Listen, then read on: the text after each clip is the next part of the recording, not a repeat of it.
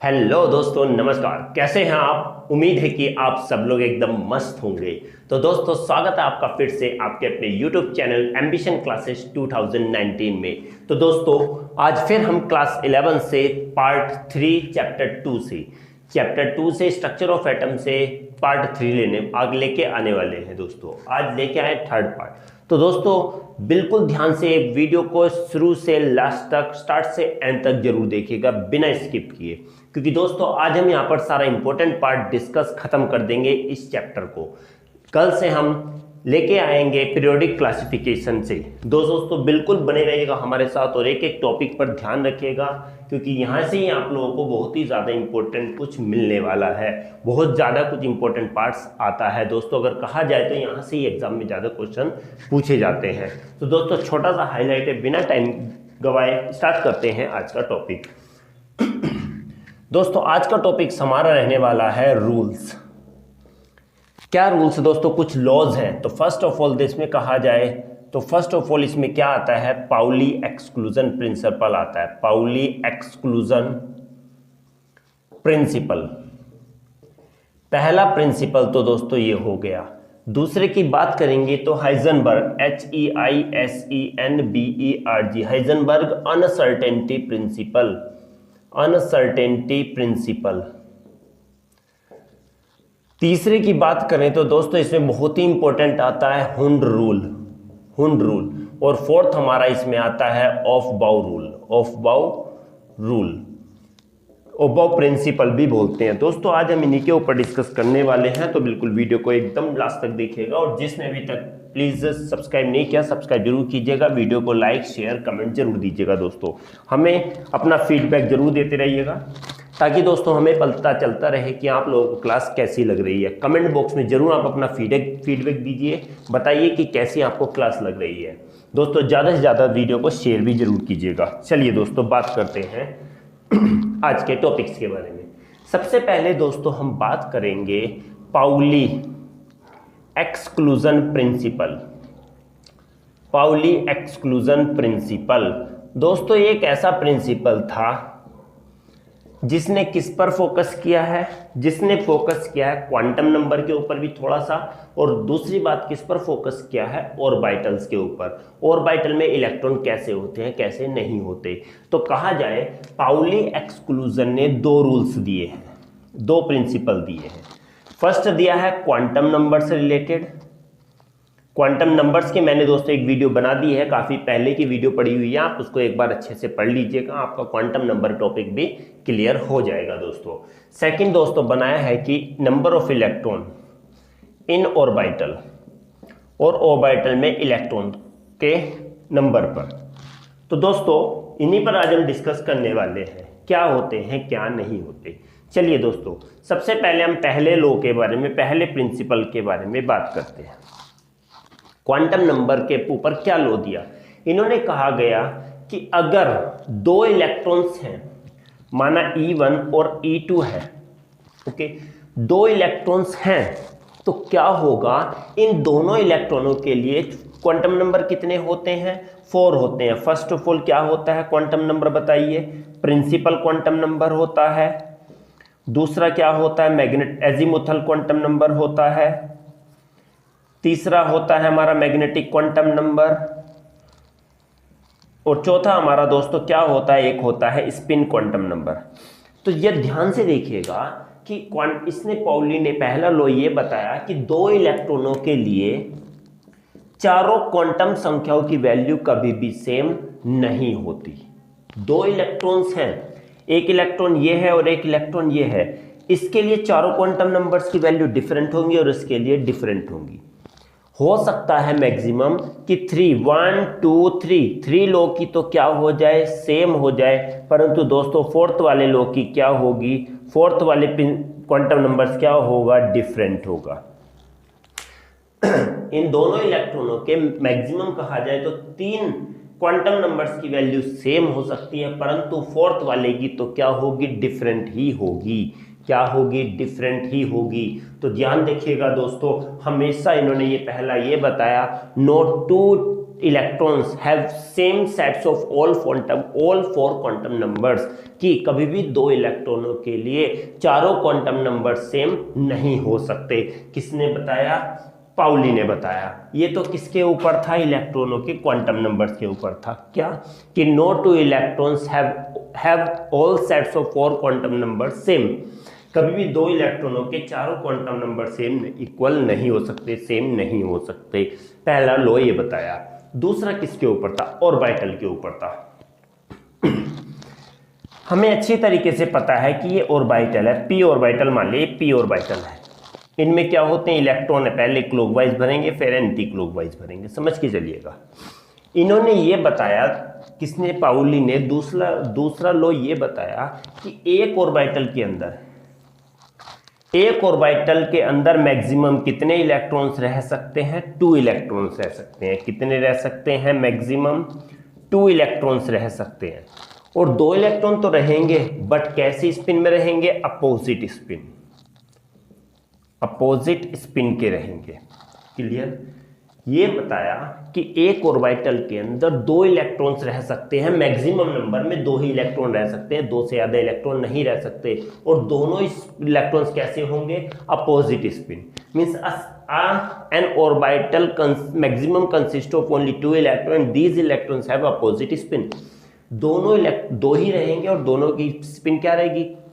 Opposite रहेगी, एक clockwise और दूसरा एंटी क्लॉकवाइज। तो ये क्या था दोस्तों? हमारा पाउली एक्सक्लूजन प्रिंसिपल का सेकंड क्या था? लॉ था, सेकंड रूल था। जल्दी से दोस्तों स्क्रीनशॉट ले लीजिएगा। आई होप कि आप लोगों को ये क्लियर हो गया होगा दोस्तों।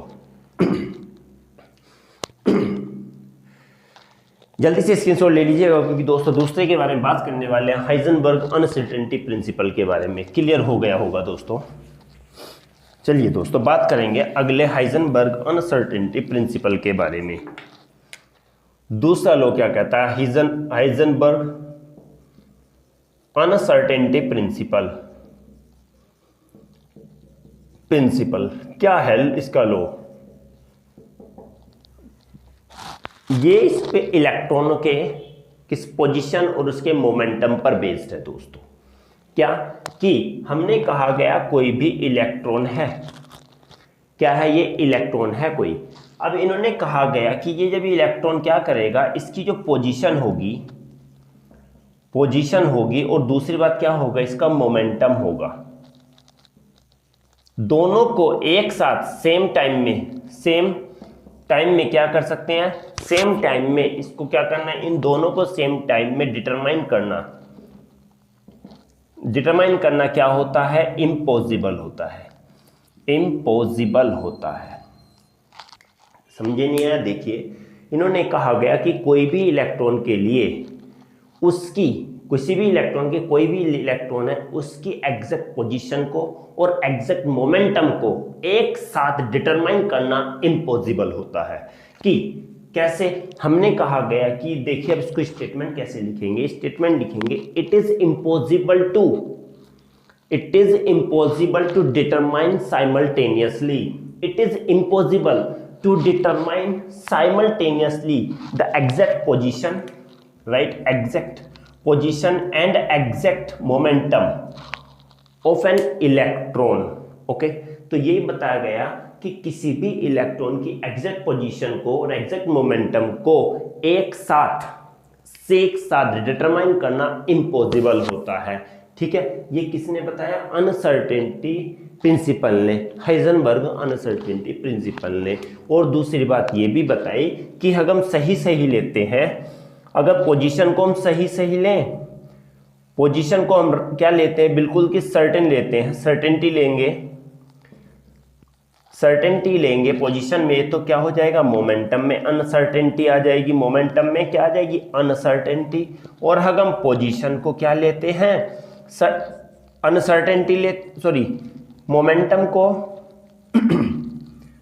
मोमेंटम को क्या लेंगे? सर्टेनिटी लेंगे।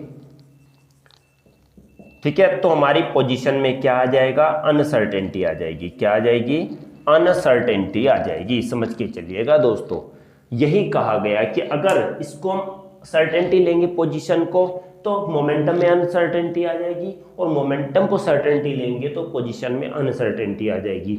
अगर हम ये कहें इसकी बिल्कुल स्मॉल वैल्यू लें, स्मॉल तरीके से इसको मेजर कर रखें तो ये बहुत ही ज़्यादा वैल्यू हो जाती है, और इसको कम रखेंगे तो ये ज़्यादा हो जाती है। दोनों एक साथ डिटरमाइन नहीं कर सकते, किस किस को, पोजीशन को और मोमेंटम को, या हम कह सकते हैं वेलोसिटी को एक साथ डिटरमाइन करना इम्पॉसिबल होता है किसी भी इलेक्ट्रॉन की। ओके, तो किसने बताया? हाइजेनबर्ग अनसर्टेनिटी ने बताया। आई होप कि दोस्तों आप लोगों का ये भी क्लियर हो गया होगा।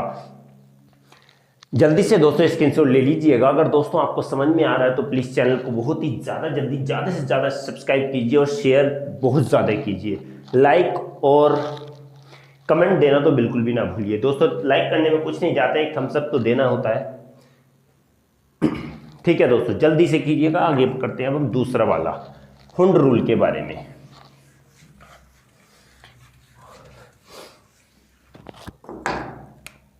चलिए दोस्तों, हुंड रूल के तीसरा क्या है? हुंड रूल। हुंड रूल क्या कहता है? हुंड रूल ये कहता है कि अभी हमने ऑर्बिटलों में इलेक्ट्रॉन की फीलिंग को लेकर है। ठीक है, हमने कहा गया कोई ये ऑर्बिटल है, पी ऑर्बिटल ले लिया। ठीक है, पी में 3 होंगे, ध्यान रखिएगा। डी में कितने होते हैं? 5 होते हैं। और एफ की अगर बात की जाए तो कितने होते हैं? 7 होते हैं। और एस की अगर बात की जाए तो एस में सिर्फ एक ही ऑर्बिटल होता है, ध्यान रखिएगा। सॉरी, ध्यान रखिएगा, ये एस ब्लॉक, ये पी ब्लॉक, डी और एफ ब्लॉक ऑर्बिटल्स। एस में 2 इलेक्ट्रॉन है तो 1, 6 होंगे तो 3, 5, 10 होंगे तो 5, और 14 होंगे, मैक्सिमम 14 इलेक्ट्रॉन, तो कितने होंगे? 7 ऑर्बिटल्स। ओके, चलिए बात करते हैं हुंड रूल क्या कहता है। हुंड रूल ये कहता है कि हमने कोई भी अगर एक ऑर्बिटल ले लिया, उसमें सबसे पहले इलेक्ट्रॉनों को कैसे भरा जाता है? क्लॉकवाइज डायरेक्शन में भरा जाता है। ठीक है, समझ आया? हाँ, सबसे पहले किसी भी ऑर्बिटल में कोई भी एटॉमिक नंबर दिया हुआ है, मान लिया 6 दिया हुआ है पी का, पी में क्या है? पी की 5 दिया हुआ मान लेते हैं। तो सबसे पहले 5 इलेक्ट्रॉनों को पहले क्या करेंगे? सब में एक एक इलेक्ट्रॉनों को भर देंगे। 1 2 3। अब 5 में से 3 गया, कितने बचे? 2। अब 2 इलेक्ट्रॉन बच गए। तो जब तक सब में एक एक क्लॉकवाइज डायरेक्शन में इलेक्ट्रॉन ना आ जाए तब तक उसकी पेयरिंग नहीं करते हैं। सब हो गया, अब उसकी क्या करो? पेयरिंग। 5 हो गया। देखिए, ये नहीं कि हमने ऑर्बिटल ड्रॉ किया और 5 था तो 1 2 3 4 5 ऐसे हो गए, नहीं। अब कहेंगे भाई ये तो दोनों एक जैसे हैं, भले ही दोनों एक जैसे हैं, माना P4 आ जाए तो भाई कैसे करोगे? देखिए, P4 करेंगे अगर माना कि तुम तो P ऐसे करोगे 1 2 3 4, जबकि ये वाला पैटर्न गलत हो जाएगा। 5 4 इलेक्ट्रॉन अगर हमें भरना है तो पहले क्या? सब में एक एक इलेक्ट्रॉन आ जाए, 1 2 3 एंड देन 4, ये हमारा करेक्ट होगा। तो यही बताया हुंड जी ने कि सबसे पहले ऑर्बिटल में इलेक्ट्रॉनों को क्लॉकवाइज डायरेक्शन में भर दो, सभी में जितने भी हैं सब में क्लॉकवाइज डायरेक्शन में भर दो। फिर अगर उसके बाद भी इलेक्ट्रॉन बचते हैं तो उन्हें एंटी क्लॉकवाइज डायरेक्शन में भर दो। तो यही क्या कहलाता है? यही बताया ये किसने? हुंड ने। और यही रूल को हम क्या बोलते हैं? हुंड रूल बोलते हैं। डी की बात करते हैं। अगर डी के माना कितना? 7 है, तो पहले क्या करेंगे? 1 2 3 4 5, कितने बचे? 2, तो 1 2, ये हमारा करेक्ट पैटर्न होगा। अगर हम डी को इस तरीके से बनने लगे, डी के अगर हम इस तरीके से 1 2 3 4 5 6 7, तो दोस्तों हमारा ये वाला पैटर्न गलत हो जाएगा। नहीं, क्यों? क्योंकि हुंड रूल ये बताता है कि पहले सारे ऑर्बिटल में एक एक इलेक्ट्रॉन क्लॉकवाइज में भर दो, और उसके बाद भी जो इलेक्ट्रॉन बचते हैं उसको हम क्या करेंगे? एंटी क्लॉकवाइज में भरेंगे। बट कंडीशन यही है, शर्त यही है कि पेयरिंग तभी होगी जब तक सब में एक एक इलेक्ट्रॉन हो जाएगा। आई होप कि दोस्तों ये वाला भी क्लियर हो गया होगा। जल्दी से दोस्तों स्क्रीनशॉट ले लीजिएगा, जल्दी से फटाफट स्टार्ट करते हैं 4th लॉ के बारे में। और आज हम थोड़ा सा आपको क्वांटम नंबर्स कैसे कैलकुलेट करते हैं वो भी आपको बताएंगे, क्योंकि आज हमारी ये लास्ट क्लास है, इस चैप्टर से लास्ट क्लास है, और कल से हम लेके आएंगे पीरियोडिक क्लासिफिकेशन से, जो कि इंपॉर्टेंट पोर्शन रहने वाला है। चलिए दोस्तों, लास्ट वाला बचता है हमारा 4th ऑफ-बाउ प्रिंसिपल। ऑफ-बाउ प्रिंसिपल, हाव भाव भी बोलते हैं इसको, हम लोग इसको क्या बोलते हैं दोस्तों? हाव भाव बोलते थे। हाउ भाव प्रिंसिपल, हाउ भाव, ठीक है नहीं। तो क्या है कि देखिए ऑफ भाव प्रिंसिपल क्या होता है। ऑफ भाव प्रिंसिपल ने इसमें बताया कि इनने ऑर्बिटल को, सभी ने ऑर्बिटल के बारे में बताया, बट इसने ये बताया कि ऑर्बिटल्स को जो हम रखते हैं, जो अरेंज करते हैं इंक्रीजिंग, वो कैसे करते हैं, इंक्रीजिंग एनर्जी में करते हैं। सही, जिसकी एनर्जी कम है तो उसको पहले रखा, जिसकी एनर्जी ज़्यादा है उसको बाद को रखा, जिसकी एनर्जी और ज़्यादा है उसको बाद को रखा, जिसकी और ज़्यादा है उसको बाद को रखा, जिसकी और है उसको और ज़्यादा रखा, जिसकी और भी ज़्यादा है उसको और भी बाद में रखा। तो सबसे पहले कम एनर्जी वाले ऑर्बिटल को रखते हैं, उसके बाद उससे ज़्यादा एनर्जी में इलेक्ट्रॉन भरते हैं, इस टाइप से हम भरते हैं। तो पहले जो इलेक्ट्रॉनों की फीलिंग चलेगी वो कैसे चलेगी, सबसे कम वाली एनर्जी वाले ऑर्बिटल में भरेंगे। So first of all we have to feeling the electrons in the lower energy level, then we have to fill in the higher energy level. Okay, सबसे पहले क्या होता है, इनमें ऑर्डर होगा। देखिए दोस्तों, अगर बात कहें तो देखिए इस टाइप से मैं बना लेता हूँ, ये बिल्कुल इजी मेथड से समझ जाऊंगा जो आप लोगों को अच्छी तरीके से क्लियर हो जाए।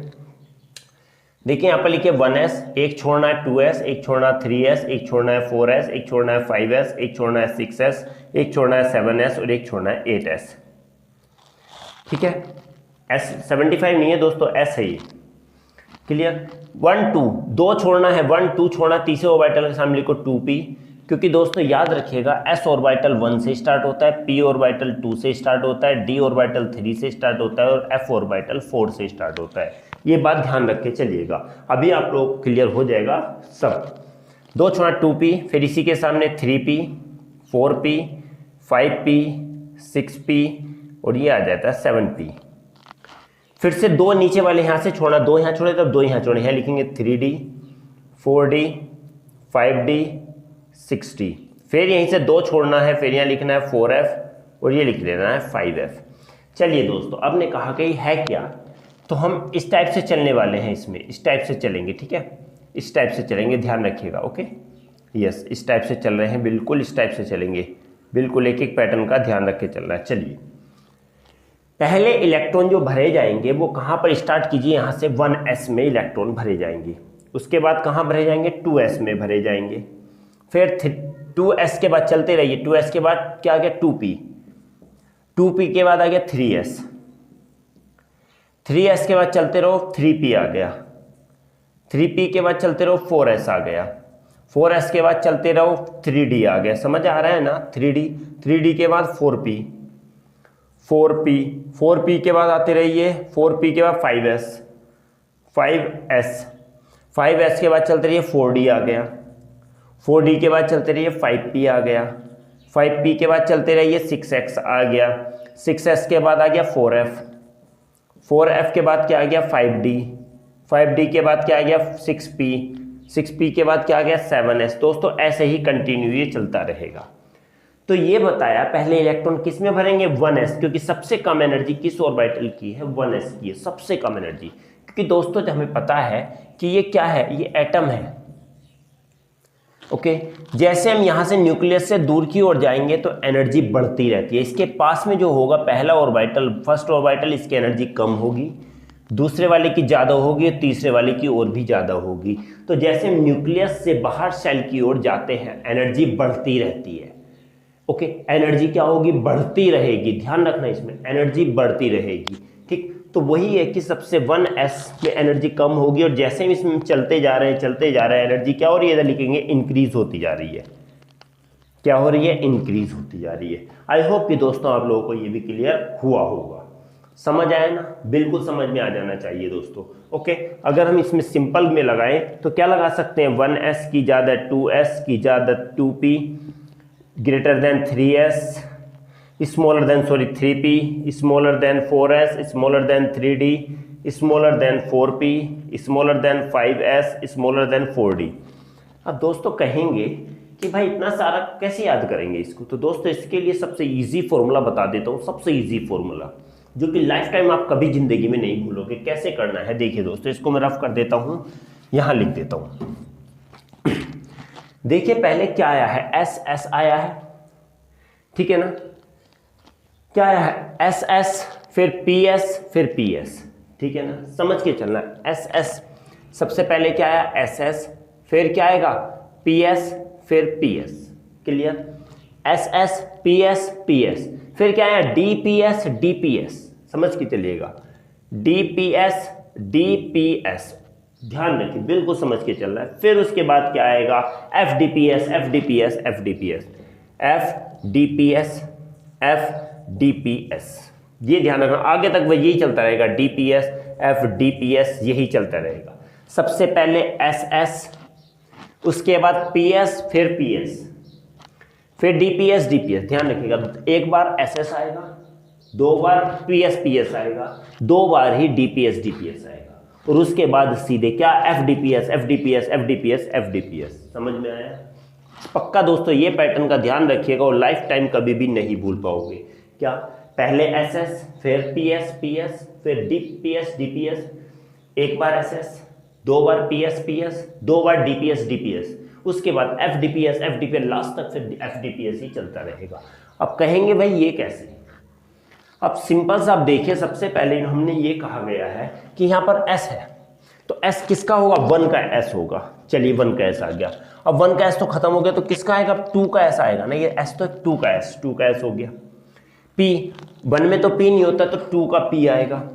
एस 2s ऑलरेडी आ चुका है, तो अब 3s आएगा, एस आ गया, 2 का ही पी आ गया, तो अब 3p आएगा, 3p भी आ गया, अब 3s तो आ गया था, अब क्या आएगा? ये 4s आएगा, सॉरी 4s आएगा, क्या आएगा? ये 4s के बाद d आ गया। भाई d कहाँ से स्टार्ट होता है? 1 से या 2 से या 3 से? 3 से स्टार्ट, तो 3d आ गया दोस्तों।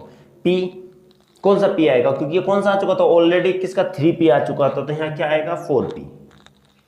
अब जो पहले आ गया 2 का आ गया तो 3 वाला आएगा, 3 का आ गया तो 4 का आएगा, 4 का आ गया तो 5 का आएगा। ध्यान रख के चलना है, ये पैटर्न अगर ध्यान रहेगा तो लाइफ टाइम दोस्तों कभी नहीं भूल पाओगे, कभी नहीं भूल पाओगे दोस्तों। अब भी कोई डाउट है तो कमेंट बॉक्स में आप हमें जरूर लिखिएगा, जरूर बताऊंगा दोस्तों, फिर से जब बार बार बताऊंगा, क्योंकि ये वाला formula S S P S D P S F D P S चलता रहेगा। 1 से स्टार्ट हो गया, अगर 1s यहाँ पर आ गया, देखिए 1s आ गया तो क्या आएगा? 2s, फिर p 1 से नहीं होता, 2p आएगा, s 2s आ गया तो 3s आएगा, s p आ गया तो 2p तो आ गया, 3p आएगा, s है ना। s में अब क्या आएगा? क्या आएगा जल्दी से बताओ, s में क्या आएगा? s में 3s आ गया तो 4s आएगा, फिर d आ गया तो 3d आ गया, 3d के बाद dp आ गया तो फिर p किसका आएगा? 3 आ गया तो 4p आएगा, s आ गया 4 का तो 5s आएगा, d आ गया तो 4d आएगा, 4d आएगा, कौन सा आएगा? 4d। p आ चुका 4p का तो 5p आएगा, s है तो 5s आ चुका तो 6s आएगा, f तो क्या 4f आ जाएगा दोस्तों। 4f क्यों? क्योंकि f ऑर्बिटल, देखिए s ऑर्बिटल कहाँ से स्टार्ट होता है? 1 से, p होता है 2 से, और d होता है 3 से, और f ऑर्बिटल होता है 4 से, तभी यहाँ 4f आया। d तो d कौन सा? जो 4d आ गया तो यहाँ 5d आएगा। p कौन सा? 5p आ चुका तो 6p आएगा।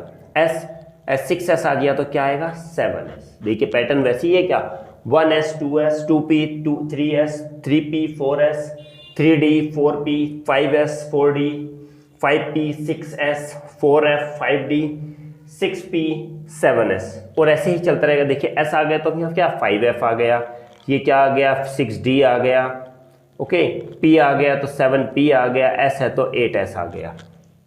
बस यही पैटर्न हमको फॉलो करके चलना है और आसानी से कोई भी एलिमेंट का हम इलेक्ट्रॉनिक कॉन्फ़िगरेशन लिख ही सकते हैं। और दोस्तों इसी को अरेंज करना, इलेक्ट्रॉनों को भरना, इसी के अकॉर्डिंग यही कहलाता है electronic configuration, means the distribution of electron in term of the SPDF, this is known as the electronic configuration. दोस्तों आई होप कि आप लोगों को ये क्लियर हो गया होगा। जल्दी से स्क्रीनशॉट ले लीजिएगा दोस्तों, बहुत ही इंटरेस्टिंग टॉपिक है, अच्छे से समझ के करना है, बिल्कुल मस्त होके करना है, टेंशन बिल्कुल भी नहीं करनी है क्योंकि मैं चाहता हूँ मेरे एम्बिशियस स्टूडेंट्स को लाइफ टाइम ना भूलें। ये एक ऐसा चीज़ है बिल्कुल लाइफ टाइम माइंड में सेट हो जाना चाहिए। चलिए दोस्तों अब हम थोड़ा सा बात करेंगे क्वांटम नंबर्स के बारे में। अगर ध्यान होगा हमने पहले क्लास में ऑलरेडी कर चुके हैं, यहाँ पर पहले वीडियो देख लीजिएगा, बहुत सारी वीडियो मैंने प्लेलिस्ट बना रखी है, आप एक प्लेलिस्ट खोलेंगे तो आपको सारी की सारी 11th क्लास की, 12th की, 9th की सारी वीडियोस आपको मिल जाएंगी। चलिए दोस्तों, चलिए मैं अगर बात करता हूँ 2p4, दूसरा हो गया 3d3, एक कहते हैं 4s1, एक कहता हूं 5p5। चलिए अब इसमें सारे क्वांटम नंबर्स बताने हैं। हमें ध्यान होना चाहिए कि प्रिंसिपल क्वांटम नंबर्स के लिए प्रिंसिपल क्वांटम नंबर्स के लिए क्या था, small n। Azimuthal quantum number के लिए क्या था दोस्तों, L था। मैग्नेटिक क्वांटम नंबर के लिए हमारा नोटेशन क्या था, स्मॉल m। और स्पिन क्वांटम नंबर 4 ही होते हैं, इसका क्या था, s, स्मॉल s। ये किसको बताता है, शेल को बताता है, ये बताता है सब शेल को, ये बताता है ओरिएंटेशन को, और ये बताता है हमारा स्पिन, और वी कहते हैं डायरेक्शन ऑफ इलेक्ट्रॉन,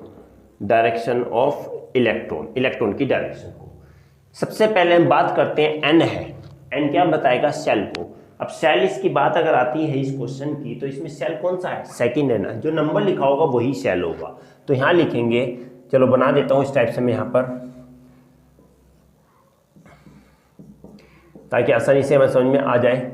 चलिए दोस्तों, ये इस टाइप से बॉक्स बना दिए ताकि आसानी से आप लोगों को क्लियर हो जाए। ये और बॉक्स बना देता हूँ, चलिए ये हो गया। चलिए दोस्तों, ये छोटी सी चीज़ है, यहाँ पर इसको रफ कर देता हूँ, कभी ये डिस्टर्बेंस करे माइंड में कि ये कहाँ से बॉक्स आ गया, नहीं। चलिए, principal quantum number n, l, m और s सबके लिए लिखे जाएंगे। 2p है तो प्रिंसिपल क्वांटम नंबर शेल को दिखाता है, शेल 2 है तो वैल्यू क्या हो गई, ये। ओके, n की वैल्यू कुछ भी हो सकती है, 1 भी हो सकती है, 2 भी हो सकती है, 3 3 3 कोई भी कॉन्सिक्यूटिव नंबर हो सकता है। l की वैल्यू का ध्यान रखें तो n-1 होता है। अगर 1 आए तो 1-1 तो क्या होगा, l की वैल्यू 0 होगी। ध्यान रख के चलना, बिल्कुल ध्यान रख के चलना। ओके, हाँ, अगर m होगा तो m क्या दिखाता है, -L2 + L, -L2 + L। Okay, चलिए ये नहीं देखना दोस्तों, इसका फॉर्मूला यही है, यही देख के चलना। s की अगर बात आती है तो इसके लिए +½ और -½ आता है। छोटी छोटी चीजें माइंड में रख के चलनी है, बिल्कुल मस्त होकर करना है। ओके, एक बात और एक्सटर्नल चीज इसमें लिख लो, ये तो n1 2 3 कुछ भी हो सकता है। l की वैल्यू क्या होगी, n-1, n जितना भी होगा उसमें से 1 माइनस करेंगे आ जाएगा। ये बात करेंगे m की वैल्यू कितनी होगी, l की वैल्यू जो होगी वो माइनस से प्लस तक होगी। s क्या होगा, +½ भी हो सकता है या -½ +½ किसको डिनोट करेगा, क्लॉकवाइज डायरेक्शन को,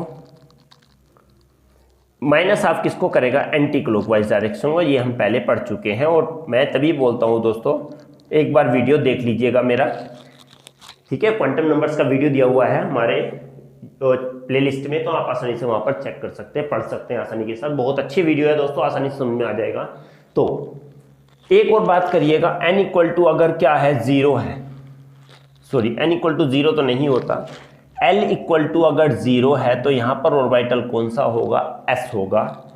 l = 1 है तो ऑर्बिटल p होगा, l = 2 है तो ऑर्बिटल d होगा, और l = अगर 3 है तो ऑर्बिटल क्या होगा, f ऑर्बिटल। ये बात भी ध्यान रख के चलिएगा। ओके, चलिए दोस्तों, ये तो सिंपल सी चीज है, सारा साम दाम दंड भेद सारी चीजों को हम यूज करेंगे यहाँ पर। n क्या बताया मैंने, 2 बताया। ओके, ऑर्बिटल कौन सा है, ऑर्बिटल कौन सा है, p ऑर्बिटल है। p है तो देखें p की वैल्यू क्या होगी, 1। क्या हो गया इसमें, 1 हो गया। समझ आया समझ, यस, समझ आना चाहिए, बिल्कुल समझ में आना चाहिए। ओके, या हम 2 अगर इसी के अकॉर्डिंग करेंगे तो l की वैल्यू क्या होगी, n-1। ठीक है, अब हम देखो कभी माइंड में ये आएगा कि सर यहाँ तो 5p दिया हुआ है, तो क्या होगा, देखिए इसके अकॉर्डिंग अगर हम करते हैं तो 1 यहाँ पर अभी नहीं लिखते, फॉर्मूले के अकॉर्डिंग ही चलेंगे। l का फॉर्मूला क्या होता है, n-1, तो 2 - 1 तो कितना हो गया, 1। p फॉर m की वैल्यू कितनी हो गई, तो -L2 + L, तो मतलब -12 + 1। ओके, p4 देखेंगे, p4 दोस्तों इसमें सबसे इंटरेस्टिंग आती है, p ऑर्बिटल बना लीजिए। कितने होंगे, 3 ऑर्बिटल होंगे। इलेक्ट्रॉन कितने हैं, 4 हैं। समझ के चलना, एक एक चीज समझ के चलना, 4 है तो भर लेते हैं 1 2 3 4। ठीक, लास्ट इलेक्ट्रॉन देखेंगे क्या है, लास्ट इलेक्ट्रॉन ये वाला है 1 2 3 4 लास्ट ये, और इसकी डायरेक्शन कहाँ नीचे है, तो इसकी वैल्यू कितनी हो जाएगी हाफ, क्योंकि अगर क्लॉकवाइज ऊपर होता तो प्लस हाफ होती, नीचे है तो माइनस हाफ होगी, ध्यान रखना। ओके चलिए इस पर आ जाइए। n तो सब में भर देते हैं, इसका भी 3 है, इसका n है 4, इसका n है 5। क्लियर।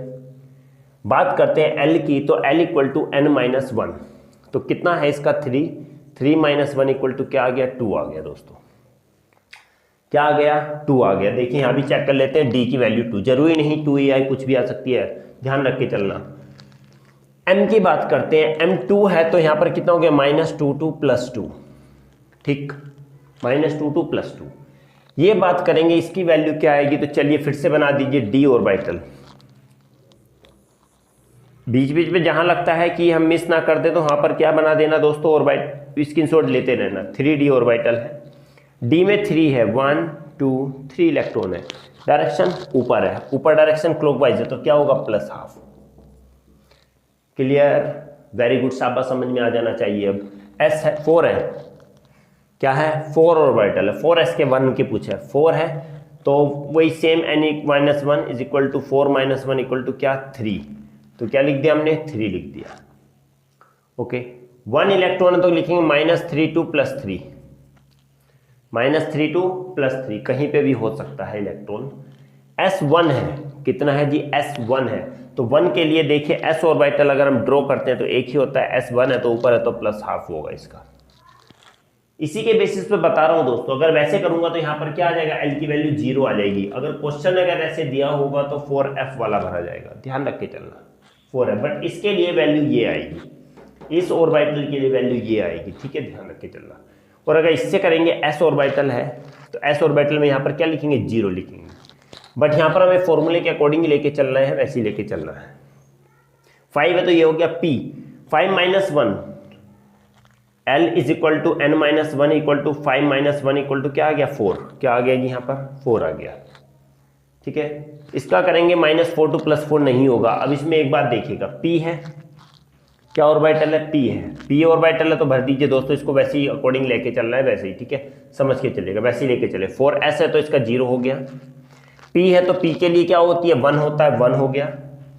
p में 5 है तो क्या करेंगे -1 two plus 1, -1 two plus 1, p का 5 है, चलिए p है ना, p भर देते हैं, सॉरी 3, ये रहा p हो कितने 5 इलेक्ट्रॉन 1 2 3 4 5, डाउन में है तो क्या हो गई -हाफ।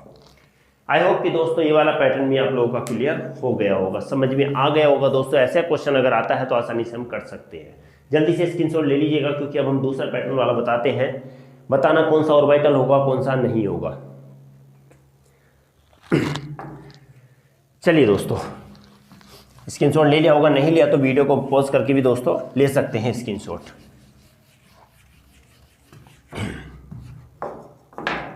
चलिए दोस्तों, अब क्वेश्चन क्या दिया हुआ, अगर मैं पहला क्वेश्चन देता हूं, sorry, n equal to 3, l equal to 2,